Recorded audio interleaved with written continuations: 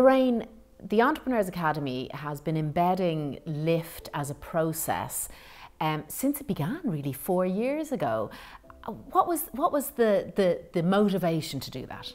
Okay, well, I suppose we're, as founding partners of LIFT, we came on board we could see the value of it to our own organisation, to our team, but also, you know, we feel we have a responsibility to the thousands of entrepreneurs and social entrepreneurs that we work with every year, and we just thought it was a great way for us to understand it and then try to leak it out into the ecosystem and make sure that everybody benefited from it. Great. So, as speaking from experience, I know that leading out a social enterprise is probably twice or 3 times as hard as leading out a regular enterprise for any number of reasons. Why is, you know, character-led, value-led leadership so important in this space?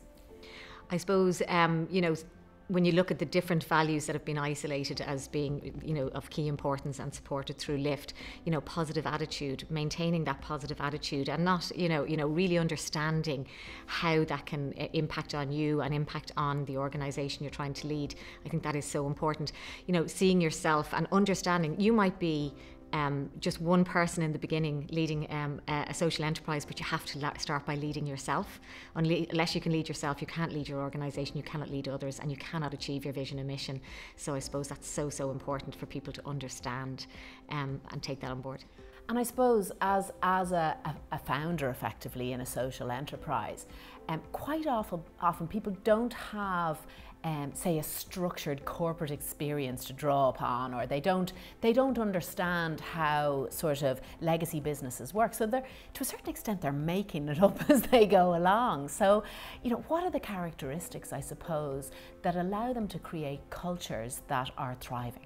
Okay, so I suppose a few of the LIFT values and the characteristics that would support this are, I suppose, around accountability, really understanding that you know, you have to hold yourself accountable and be held accountable to ensure the integrity of your organisation.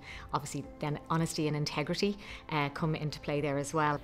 And so, you know, a lot of social enterprises tend to develop into, if you like, sectoral ecosystems where a lot of enterprises work together. Does LIFT give a common language or a common value set to work with? Yeah, absolutely. I suppose, you know, if you can have people really understand and come to a common understanding of, you know, how to show respect, how to be respectful, what respect really means, and also, you know, respect as the concept of self-respect and having boundaries around what you will and won't do in terms of collaboration and things like that. It's so important. I mean, there's a huge amount to be gained from that common understanding of where everybody's coming from and what everybody's trying to achieve. And that self-respect, I mean, that just makes me think so much back to the core piece of what leadership actually is. It starts with yourself and leading yourself every day through every word and action. So I suppose, I mean, personally, from doing the LIFT roundtables and from seeing so many, I've worked with school kids, I've worked with, and in social enterprises, we've worked with people of all ages, from, you know, with all types of different visions and missions and different aspirations and dreams. We just see that it's just so easy for people to just take on board when you can deconstruct what it takes to be a values-led human and to lead your organisation well and be able to just take that apart and understand it using the LIFT process. It's just so, it's a real guiding light, I think, in keeping things right. So leading out a social enterprise as an individual leader is a long, hard, lonely station. I suppose a question comes up around sustainability of the individual. Have you seen a positive impact with the LIFT programme in that regard? Absolutely. I mean, to do better, you got to get better, and it starts with yourself. You've got to be continually checking in with yourself on, am I good enough to do what I need to do? And, you know, the bigger your dream gets, the more ambitious you get, and the more energy and the more momentum your organisation gets, the better you've got to be. And people don't follow people who are, aren't strong enough to lead them. So you've got to build your own leadership, and that, it's a holistic look that you need to. That's why you can't just look at one individual value. You've got to look at all of it. You've got to be totally looking at yourself as an individual to lead your organisation. It in terms of how you are encouraging social enterprises and indeed how they're adopting it themselves, you know, we as an organisation see this as almost like going to the gym for your character, that it's a constant and sort of evolving betterment, as you said, that it doesn't ever really stop. Are you seeing the social enterprises, you know, approaching it in that way? So we see people, we see organisations really understand each other, you know, and you know, just be able to understand each other as humans. And when you do that, you can work much better together as a team, because, you know, if you're listening better, if you're understanding other people, you know, if you develop a greater empathy, you're just really going to understand each other, and like as a team, then you can do an awful lot more. So we see that happening with people who are adopting it into their organisations, and it's really exciting, and it's really, you know, it's what needs to happen. And we've also seen it in terms of impact with people staying in an organisation more because they feel heard and they feel valued. And certainly some of the roundtables that I've run, I've had social enterprises with quite difficult missions. And sometimes that opportunity to sit and share and reflect is almost like a release valve when the mission is really tough. I mean, I've actually heard people say, you know, I've worked in this organisation for years, and this is the first time I really feel that people heard what I had to say and that I had an equal voice, because that's what it gives people. And, you know, it just, that process, it's just so simple, but it just really underpins everything that you're trying to do in developing a team that respect and work well together. I'm going to ask you a question that you weren't expecting now. If you had to pick one foundational value from the LIFT programme, what would it be? I think a huge amount comes down to positive attitude. You know, I mean, I suppose all of the work that I do and you know, around enterprise, social enterprise, it's really about, you know, your attitude is the fuel that you'll use, and everything else is a structure that can support it, but your attitude is it's the engine. It's the fuel in the engine, you know, it's what's going to make things happen. So for me, it's got to be about attitude. So, you know, I think one of the pieces about social enterprise that makes it more complicated is that quite often you're taking money from external sources, and that requires a really high level of governance. What are the values that really impact on that? Honesty and integrity, accountability, and competence. I suppose if you are missing any of those, you're not going to be able to function in a way that that will allow you to have the integrity to take that funding and use it honestly, and you know, it's absolutely essential that those values are there to protect the business and to make sure that it is, you know, to gold standard. Yeah, I mean, you know, nobody wants to do anything unless they're doing it. Like, you know, somebody sets up a social enterprise, they want it to be the best it can be. So this is an area that they can't let the side down, because it's going to underpin anything. You know, I mean, if you want to be able to access funding, if you want to be able to stand up and tell people that you are doing things in the right way, because people who start a social enterprise are people of honour. And if you want to honour your social enterprise, you need to have those things in place and really, you know, and just like competence. I mean, you know, have you got the right people? Are they doing the right things? And you know, that, you know, are you being 100% truthful in how you represent what you do? So Nancy, in the Entrepreneurs Academy, as you school cohorts of social entrepreneurs to meet their potential, you must see the development of ecosystems, I suppose. We do. We see them. We've actually just recently worked with social enterprises down in Wexford and Kilkenny. And through that program, we suggested and recommended that they create groups either by region, like a regional hub, or based on mission. So if it's youth or cancer, or where you have multiple organizations working in the same direction, bringing them together, and the LIFT values around listening and understanding really allow them to come together and share those values. So if it's either through social media sharing of content, or even possibly you know, creating an event that only one organization would get maybe 50 people at, But if 3 organizations come together, they might have 200. So it's that synergy that can be created among social enterprises that really allows them to be more successful as a group of 3 or 5 than if it was just one. So you're creating efficiencies of scale there. But I suppose what you're also talking about fundamentally is collaboration. So what are the values within the LIFT program that I suppose surface that ability to collaborate? Well, I would say that, I mean, there's so many there, but I think determination would be one that I would say, you know, where people with determination, they can create success.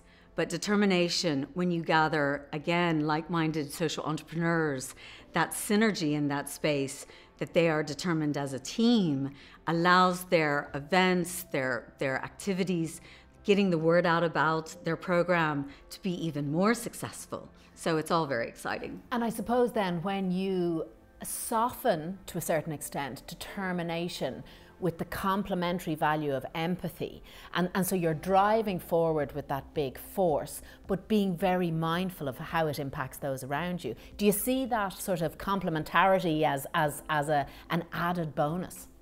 Definitely. The collaboration piece is spot on, because again, if it's solo social entrepreneurs, they're a team of 1. And in some cases, you might have a big boy on the team. So I think of Discovery Park down in Kilkenny, and they've hosted many events. They've brought these social entrepreneurs together for networking and sharing. So in that scenario, you know, it's just strengthened everyone's commitment and dedication and determination to survive and thrive, really. So it's been hugely successful there. But as well, Dublin, we worked with 7 local development partnerships, local development companies, 7 of them. And through that program, we had over 80 social entrepreneurs engaged. And again, all size of scales, you know, from a 1-person solo entrepreneur to, you know, 40, 50, 60 staff. But again, peer-to-peer learning in those scenarios, just like the LIFT Roundtable, they are able to learn from each other and share resources, share advice, and that has such a huge impact. I myself started a social enterprise, and again, being a solopreneur, it's a long, hard, you know, journey. And so I've actually become part of a social enterprise ecosystem around the circular economy, and that's been tremendously helpful. So I think that determination, the collaboration, the connection, and the willing to share, you know, that willingness piece for the big boys who don't really benefit as much as the little guys, that's where it really has impact. And I suppose you mentioned there that, you know, social enterprise is everything from one individual on a mission through to, you know, a much larger organisation. And we've spoken about how we lead out into the networks and into the ecosystems. But talk to me a little bit about the value of LIFT within the teams. I think particularly, you know, when you start with one, as most social enterprises do, you then grow to a team. There are different requirements of the leader and different requirements of everybody who's in that organisation. How does LIFT help with that? Well, I would say that listening and empathy from a team perspective would be the 2 strongest values that LIFT brings to a team. Because I think until anyone is either listening to what's being said or being listened to, those are the areas where communication happens. And listening is not an easy skill. We don't grow up as a child and learn to listen really well. It is a skill that you can learn, you can grow, and, you know, I'd say every human is on a journey of learning to listen and being a good listener. So that team piece where people are able to speak and be heard, and vice versa, understand how to listen to others. It's a 2-way street. So that communication piece is really key. And the other item I was going to mention is the LIFT value of empathy. And again, not knowing where people are, but learning through LIFT where people may have personal challenges that they're facing, so that the team goes, gosh, we need to support, you know, Tom, like, we didn't even know this was happening in the background. So what can we do to lighten his load, or, you know, support him in whatever way that might be? And as well, even the empathy piece for their clients. So that team bringing on empathy, having an overall shared language around empathy allows them to speak about even client support in a way that they might not do without lift. I often think that, you know, our understanding and our expectation of business has evolved and changed so much, both as employers, as employees, as consumers, as governments, and yet our behaviours haven't evolved quickly enough. So work used to be, you know, what we did. It's now who we are. And so with so much more emotion in at the table in those relationships, do you find Lift gives an opportunity to help people to show the whole human? With Lift, I think people allow that little bit of vulnerability.